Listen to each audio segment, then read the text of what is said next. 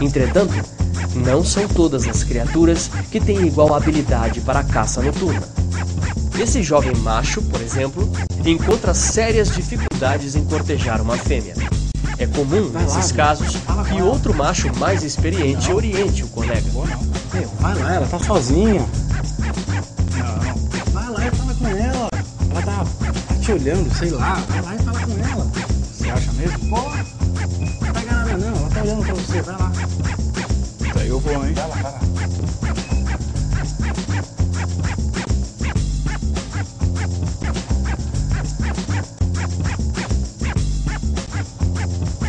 Pô, o que foi? Não dá não, cara. Como não dá? O que aconteceu, velho? Não dá. Vamos aguardar, para ver se essa criatura terá sucesso em sua caçada.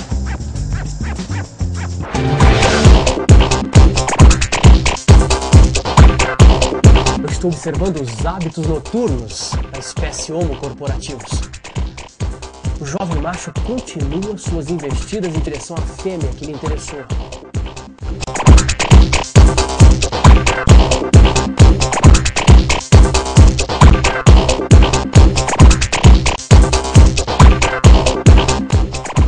Mas parece que ele não está com a coragem ou com as armas suficientes para abordar. O que aconteceu, velho? Não dá, cara. Como não dá? Eu não sei nem o que falar pra ela. Você não sabe o que falar. Vou fazer o seguinte, vou anotar um negócio pra você.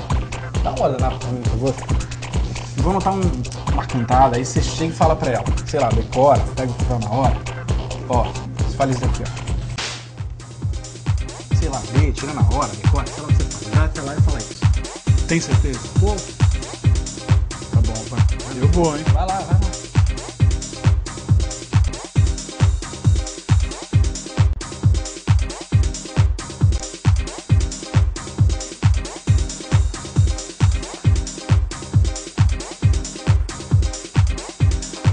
Oi, você tá muito cansada? É que você ficou a noite inteira andando no meu pensamento.